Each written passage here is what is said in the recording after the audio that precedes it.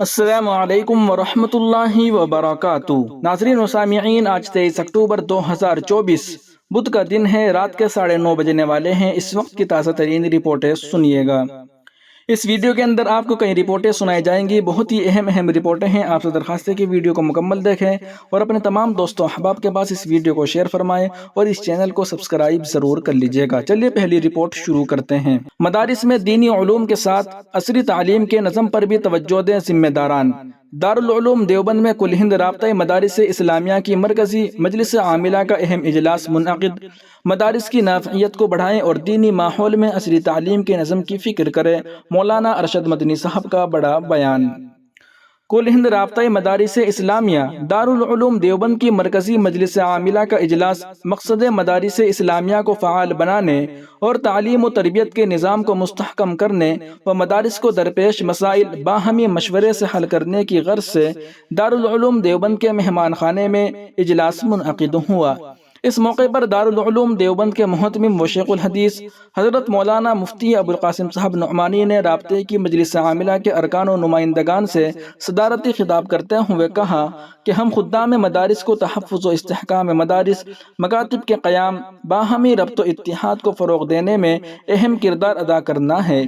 دارالعلوم دیوبند کے صدر المدرسین مولانا سید ارشد مدنی، صدر جمعیت علماء ہند نے اسلام کی حفاظت و اشاعت، دینی تعلیم و تربیت کی فروغ اور ملت کی خدمت میں مدارس اسلامیہ کے کردار کو واضح کرتے ہوئے کہا کہ ملک کی موجودہ صورتحال میں اسلام، مسلمانوں اور مدارس اسلامیہ کے لیے حالات بڑے صبر آزما ہیں، لیکن ہم کو اکابر کے نقش قدم پر قائم رہتے ہوئے مدرسوں کے نظام کو فعال و مستحکم بنانا ہوگا اور ان کی نافعیت کو بڑھانا ہوگا اور ایسے طریقہ کار کو اختیار کرنا ہوگا جس سے ملک و ملت کے لیے اچھے افراد اور دینی دعوت و خدمت کے لیے باصلاحیت علماء فراہم ہوں۔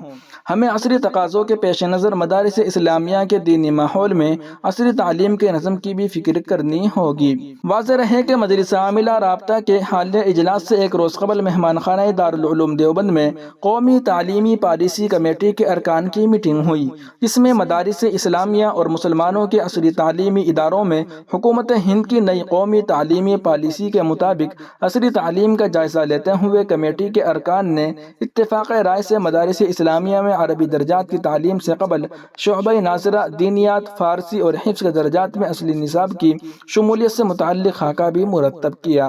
مولانا شوکت علی قاسمی بستوی، ناظم عمومی رابطہ مدارس و استاذ حدیث دارالعلوم دیوبند نے رابطے کی گزشتہ مجلس عاملہ کی کارروائی پڑھی اور مرکزی رابطے کی سالانہ رپورٹ پیش کی، جس میں مختلف صوبوں کی کارکردگی کا جائزہ بھی پیش کیا گیا تھا۔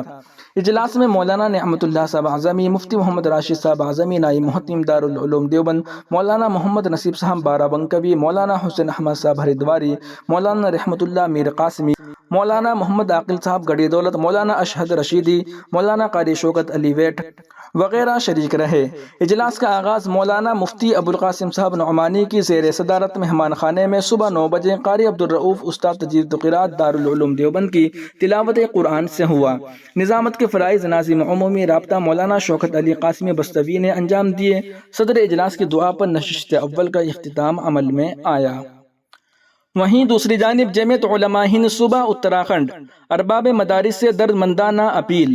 تمام ارباب مدارس کی خدمت میں عرض ہے کہ اخبارات اور سوشل میڈیا کے ذریعے یہ خبر سبھی کو معلوم ہو گئی ہوگی کہ حکومت کی بدنیتی سے مدارس پر جو مشکل گھڑی آ پڑی تھی اور 2-3 صوبوں اتر پردیش اور آسام میں تو مدارس کو بند کرنے کے احکامات بھی جاری ہو چکے تھے اور باقی صوبوں میں بھی ذل کی تلوار سبھی کی گردنوں پر لٹک رہی تھی۔ جن کو نوٹس مل چکے تھے ان کی حالت نگفتہ بھی تھی۔ ایسی صورتحال میں سب اپنے آپ کو بے یار و مددگار اور بے بس و لاچار محسوس کر رہے تھے۔ چنانچہ مصیبت کی اس گھڑی میں جمعیت علماء نے ہی قدم بڑھایا اور عدالت عالیہ سپریم کورٹ کا دروازہ کھٹکھٹایا اور اللہ کی نصرت و مدد سے حکومت کے ناپاک منصوبوں پر عدالت نے پابندی لگا کر ہندوستان کے ہزاروں مدارس کو نئی زندگی بخشی۔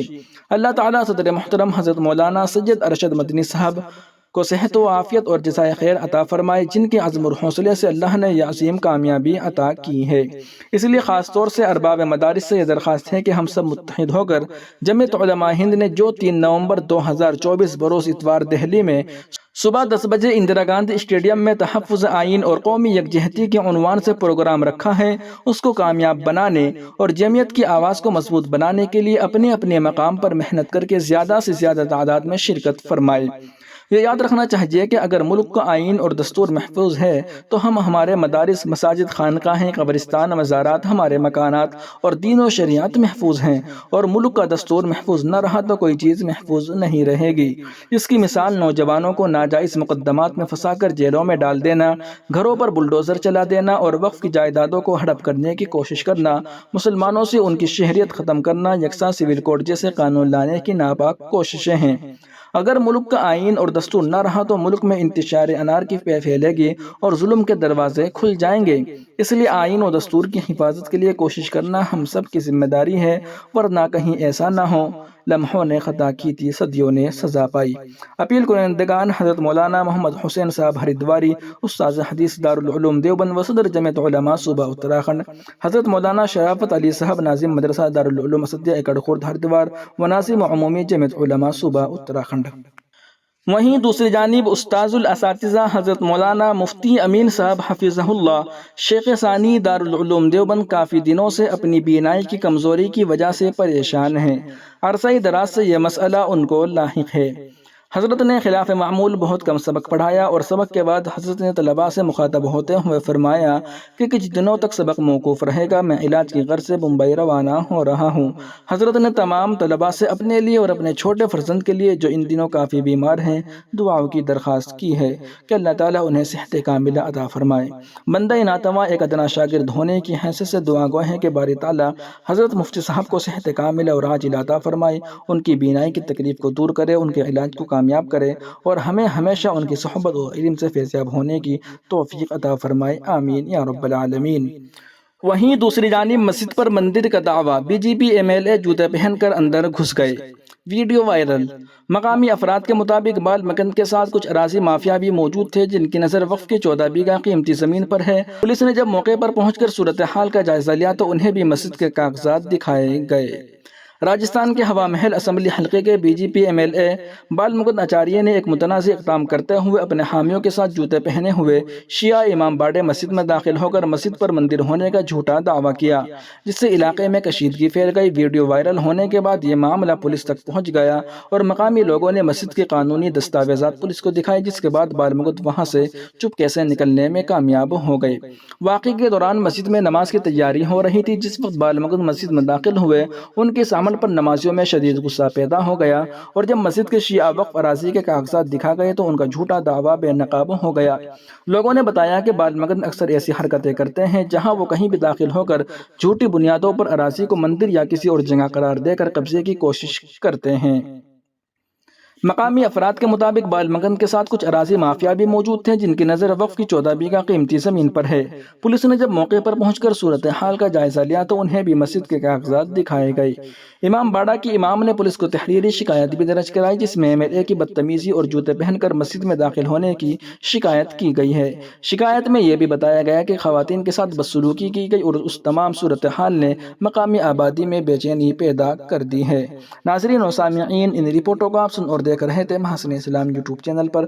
تمام تازہ ترین اپڈیٹ حاصل کرنے کے لیے اگر آپ نے ابھی تک چینل کو سبسکرائب نہیں کیا ہے تو ویڈیو کے نیچے سبسکرائب والے آپشن پر کلک کر کے اس چینل کو سبسکرائب ضرور کر لیجئے گا۔ السلام علیکم ورحمۃ اللہ وبرکاتہ۔